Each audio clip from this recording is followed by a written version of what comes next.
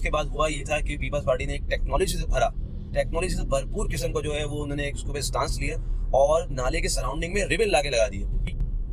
हलवा पूरी की लाइन में लग सकते हैं, हम बैरियर टाउन 2 की ओपनिंग में जा सकते हैं कराची से 60 किलोमीटर दूर नूरियाबाद, मगर जब हमारी हक की बात आती है तो हम अपनी हक के लिए सो रहे होते हैं मूंगफली खा के।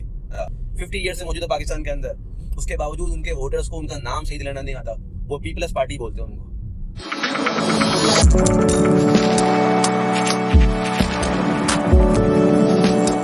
अस्सलाम वालेकुम भाइयों, ये स्टोरी है 14 जनवरी 2023 की। मैं रात में ज़रा जल्दी सो गया क्योंकि सुबह जो था वो इलेक्शन डे था कराची के अंदर बल्दियात का, और आपको पता है कि कराची जो है वो बहुत इस वक्त मुश्किलात से गुजर रहा है। चोरी चकारी चीना चपटी उरूज पे है, सड़कें हैं नहीं, कचरा आपको हर जगह पे नज़र आएगा। तो मैंने कहा भाई सुबह जो है वो आवाम का एक जम्मे खफीर होगा और आवाम अपने हक़ के लिए पहुँची होगी, लाइन में लगी हुई होगी, मगर ऐसा नहीं हुआ। जब मैं वहाँ पे पहुँचा, हालांकि मैं फिर भी लेट हो गया, 9:30 बजे मैं वहाँ पे जब पहुँचा तो कोई था ही नहीं वहाँ पे।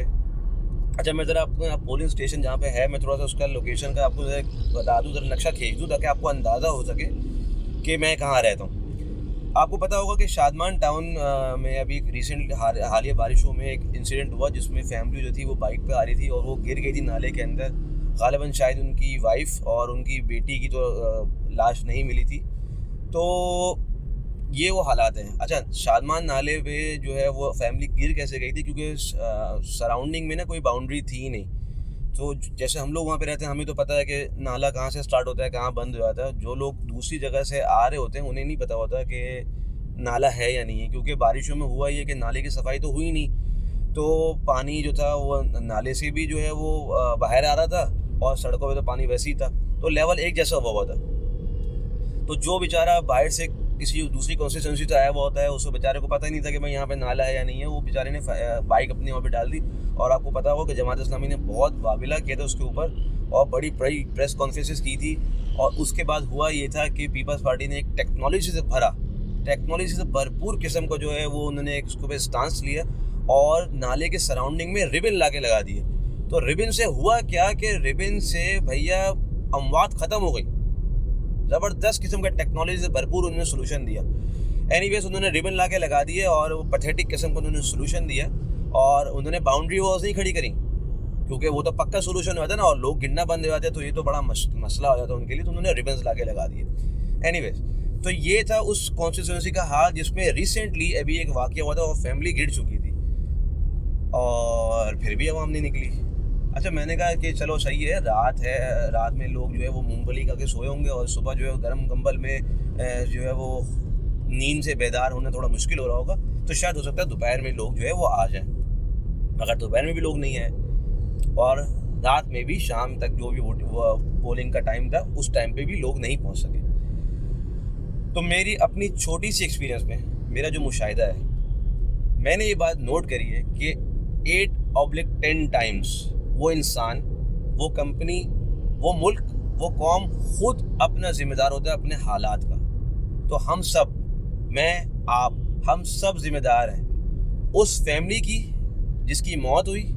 इस तरह रोज़ाना जो केसेस हैं चीना चपटी के, हम जिम्मेदार हैं, क्योंकि जब अल्लाह ताला ने, जब वक्त ने हमें मौका दिया तो हम हलवा पूरी की लाइन में लग सकते हैं। हम बैरियर टाउन 2 की ओपनिंग में जा सकते हैं कराची से 60 किलोमीटर दूर नूरियाबाद, मगर जब हमारी हक की बात आती है तो हम अपनी हक के लिए सो रहे होते हैं मूंगफली खा के।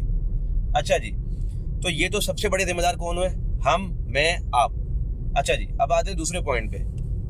दूसरा सबसे बड़ा जिम्मेदार कौन है? देखिए, हम रियलिटी की बात करते हैं, भाई लोग क्यों नहीं निकले। मेरी जितने भी लोगों से बात हुई, लोग बददिल हो चुके हैं, ना उम्मीद हो चुके हैं। उन्हें यकीन है कि जो इस वक्त रूलिंग पार्टी है वो कराची का कुछ नहीं सही कर सकती, तो लोग बददिल हो चुके हैं, ना उम्मीद हो चुके हैं। तो मैं सिर्फ उनसे ही कहना चाहूँगा कि कुरान शरीफ में ना उम्मीदी को गुनाह नहीं कहा गया, ना उम्मीदी को कुफ्र कहा गया, कुफ्र, और कुफ्र करने वाला जन्नत में नहीं जाएगा। तो क्या मैं, आप, हम लोग कुफ्र के मुर्तकिब तो नहीं हो गए? तो अगर हम लोग कुफ्र के मुर्तकिब हो रहे हैं तो हमें इसको सोचना चाहिए। हमारी कैपेसिटी में, मेरी कैपेसिटी में, आपकी कैपेसिटी में क्या है? हम लोग सिर्फ वोट डाल सकते हैं। हम जाके वोट तो डालें कम से कम यार, फिर देखी जाएगी क्या होगा। और कराची में वोट नहीं डालना, वोट डालने के बाद उसकी हिफाजत भी करनी है, बल्कि पूरे पाकिस्तान में आपको वोट इसलिए डालना है कि अगर मैं वोट नहीं डालने जाऊंगा तो क्या होगा, मेरा वोट कोई और डाल देगा। तो मुझे इसलिए वोट डालना है, अपनी जिम्मेदारी पूरी करनी है। आपको कोई जमात नहीं पसंद, आप अपना वोट कैंसिल करके आ जाएं, मगर जाएं ज़रूर, क्योंकि होता ये है कि उस कॉन्स्टिट्यूंसी के अंदर जितने भी लोग मौजूद होते हैं उतने ही बैलेट आते हैं, उतने ही जो है वोट्स आते हैं।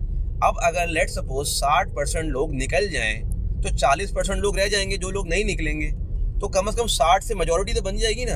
अब लोग निकले 20%, तो ठप्पे तो लगने थे, और ठप्पे लगने में सबसे ज़्यादा कसूरवार मैं और आप हैं।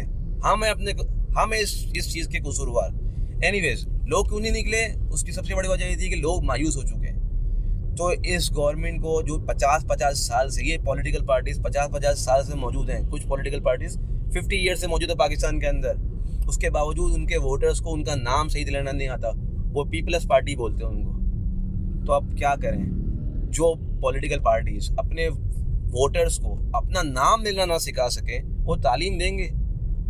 तो ये सबसे बड़ा मसला है। अच्छा जी, आखिर में मैं अपनी वीडियो का इख्तिताम अल्लामा इकबाल के शेर से करना चाहूँगा। क्या विजनरी आदमी थे वो, कि 150 साल के बाद भी उनकी शायरी अभी तक रेलिवेंट है।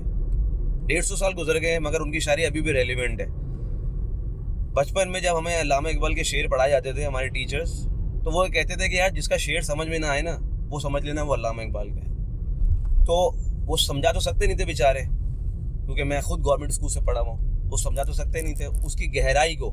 आज 150 साल हो गए, आज तक वो शेर जो है वो रेलिवेंट है, उनकी शायरी अभी भी रेलिवेंट है। एनीवेज, जो शेर है मैं वो शेयर करता हूँ। वाई नाकामी मताए कारवां जाता रहा, मतलब कि कारवां है, पुराने ज़माने में जो है वो लोग कारवां की सूरत में जो है ट्रैवल करते थे, क्योंकि चीना झपटी बहुत ज़्यादा होती थी, अब इंडिविजुअली चीना झपटी हो जाती है।